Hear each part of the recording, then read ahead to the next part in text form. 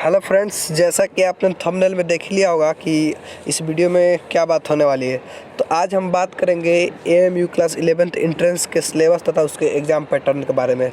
तो सबसे पहले हम जो है जान लेते हैं कि एएमयू में जो है टोटल नंबर ऑफ़ सीट्स कितने हैं। तो मैं आपको बता देना चाहता हूँ कि जो टोटल नंबर ऑफ़ सीट्स है एएमयू में वो जो है 710 है। किसके लिए? बॉयज़ के लिए, ठीक है।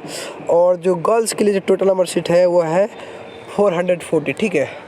यानी कि जो टोटल नंबर ऑफ एप्लीकेंट्स जो ओवरऑल हर ईयर इसमें भागी लेते हैं, आई थिंक 50K के अराउंड में, यानी कि 50K के अराउंड में जो स्टूडेंट्स है वो इसमें पर ईयर जो है पार्टिसिपेट करते हैं। अब इसके लिए एलिजिबिलिटी क्या है? इसके लिए एलिजिबिलिटी है 45% in your class 10th in English, math, science taken together. अगर तीनों का ओवरऑल जो परसेंटेज होना चाहिए आपका मिनिमम जो है 45% होना चाहिए, तभी जो है आप एएमयू क्लास 11th के एंट्रेंस के फॉर्म भरने के लिए एलिजिबल होंगे, ठीक है। आइए मैं आपको बता दूं आगे इसके लिए एग्ज़ाम पैटर्न क्या है, ठीक है। तो इसके लिए एग्ज़ाम पैटर्न देखिए, इसमें जो मैथमेटिक्स जो है, इसमें मैथमेटिक्स के क्वेश्चन कितने पूछे जाते हैं? 30 मार्क्स के, और 50 मार्क्स का आपका साइंस होगा, और जो रिमेन बचा वो हो गया इंडो इस्लामिक जीके, ठीक है। और इसमें जो टोटल नंबर ऑफ़ क्वेश्चन होते हैं वो होते हैं 100, ठीक है। और जो हर 4 क्वेश्चन पे गलती क्वेश्चन या रॉन्ग क्वेश्चन पे एक आपका सही आंसर आपके लिए काट लिया था। यानी अगर आप 5 क्वेश्चन बनाते हैं, ठीक है, जिसमें आपका एक सही है और 4 गलत है, 4 रॉन्ग है, ठीक है, तो उसके लिए एक माइनस कर दिया जाएगा तो आपका 0 हो जाएगा, ठीक है। तो आपका हर 4 रॉन्ग आंसर पे एक राइट आंसर को काट दिया जाएगा, ठीक है। तो इसमें निगेटिव मार्किंग होता है, ठीक है। आपको अगर एक्सपेक्टेड कट ऑफ अगर हर साल का ओवरऑल देखा जाए तो अगर बॉयज़ में आप 60 लाते हैं तो सेफ़ है, ठीक है। अगर आप गर्ल्स है और आप 55 लाती हैं तो आप सेफ जोन में हैं। यानी कि आप अगर 60 ला दे रहे हैं तो आप श्योर है कि 100% हो जाएगा, ठीक है। चलिए नेक्स्ट देखिए, फिर आइए अब इसके लिए सिलेबस क्या है। तो सिलेबस तो है मतलब 9th और 10th का जो है वही सिलेबस है, ठीक है। दोनों का मिलाकर एएमयू क्वेश्चन पूछता है, जिसमें आपको मैथमेटिक्स में देख लीजिए, जो पहला है वास्तविक संख्या, दूसरा है बहुपद, तीसरा है दो चर वाला रैखिक समीकरण, चौथा है द्विघात समीकरण, और 5वां है समांतर श्रेणी, और 6 है निर्देशांक ज्यामिति, 7th है रेखा कोण तथा त्रिभुज, 8 है वृत्त, 9 है क्षेत्रमिति, और 10वां है ठोसों का पृष्ठीय क्षेत्रफल तथा आयतन, और जो 11th है वो है ट्रिगोनोमेट्री यानी त्रिकोणमिति, ठीक है। आइए देखिए, इसके बाद आपका है सांख्यिक, इसके बाद प्रायिकता, यानी मैथ के लगभग 13 टॉपिक आई थिंक।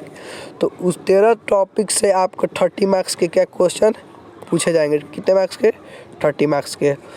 और जो 50 मार्क्स, सॉरी यहाँ पे 50 होना चाहिए, टाइपिंग मिस्टेक है, ठीक है। तो यहाँ पे 50 मार्क्स का आपका साइंस होगा, जिसमें 17 मार्क्स के आई थिंक तीनों फिजिक्स केमिस्ट्री से क्वेश्चन पूछे जाते हैं। तो देखिए साइंस में आइए, तो साइंस में जो पहला चैप्टर है आपका वो गति मोशन से पूछा जाता है, दूसरा है बल और तथा गति के नियम, तीसरा है गुरुत्वाकर्षण, और चौथा है दाब, घनत्व और आपेक्षिक घनत्व, ठीक है। इसके बाद 5वां चैप्टर हम लोग का है कार्य तथा ऊर्जा, उसके बाद ध्वनि, उसके बाद नेक्स्ट चैप्टर हम लोग का प्रकाश, परावर्तन तथा अपवर्तन, उसके बाद मानव नेत्र तथा रंग बिरंगा संसार और विद्युत, ये चैप्टर हो गए, ठीक है। ये सब फिजिक्स के हो गए। इसके बाद आइए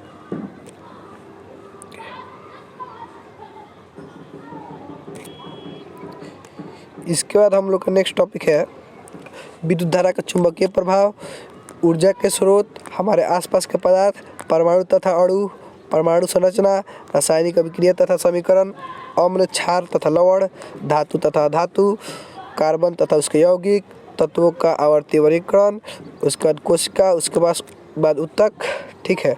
ये सभी जो क्वेश्चन है। इसके बाद अब हम लोग का है नेक्स्ट टॉपिक, नेक्स्ट जो चैप्टर है साइंस में वो है जीवों में विविधता, प्राकृतिक संसाधन, खाद्य संसाधन में सुधार, जैव प्रक्रम, नियंत्रण तथा समन्वय, जनन, अनुवांशिकता तथा जैव विकास, हमारा पर्यावरण, प्राकृतिक संसाधन तथा प्रबंधन। मतलब ये जो टोटल इतने टॉपिक है, ठीक है, इतने टॉपिक से ही क्वेश्चन आपके पूछे जाते हैं, ठीक है। तो ये जो टॉपिक आप अगर क्लियर रखते हैं, जैसे कि ये सब जितने ये मैथ के क्वेश्चन हो गए, ये सब आपके मैथ के जो टॉपिक है वो क्लियर रखते हैं, और अच्छे से अगर एनसीईआरटी वगैरह, एनसीईआरटी से ही बेस्ट क्वेश्चन आते हैं। और इसमें एक मैथ का ही ऐसा है, जो मैथ ही है, ओनली एक मैथ है जिससे क्वेश्चन जो है मैथ का वो रेफरेंस बुक से, मैथ के क्वेश्चन जो रेफरेंस बुक से आते हैं, ठीक है। इसके लिए मैं एक ही गाइड को सजेस्ट करूंगा, क्योंकि मार्केट में बहुत सारे ऐसे गाइड है जो मतलब अच्छे नहीं है, ठीक है। तो इसके लिए अगर आपको गाइड भी लेना होगा तो एक कॉन्सेप्टम का गाइड आता है, ठीक है, कॉन्सेप्टम का, तो वो आप ले सकते हैं। वरना आप एनसीईआरटी का साइंस पढ़ लें, उससे बाहर एक भी क्वेश्चन नहीं आएगा। आप चाहे तो रेफरेंस आर.डी. शर्मा का मैथ ले सकते हैं पढ़ने के लिए। अगर आप आर.डी. शर्मा अगर क्लास 10th और 9th आर.डी. शर्मा अगर बना लिए हैं तो मुझे गारंटी है जो 30 मार्क्स का आपका जो मैथ है उसमें से आप 25 प्लस स्कोर कर लेंगे। और आप अगर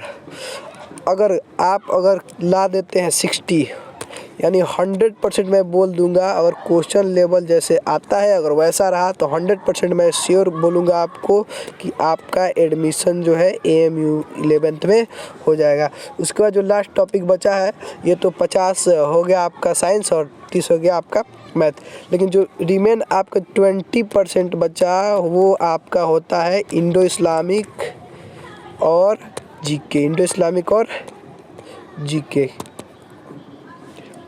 और जीके। तो इसमें 10 मार्क्स होते हैं इन दोनों में, तो ये आप आराम से कर सकते हैं।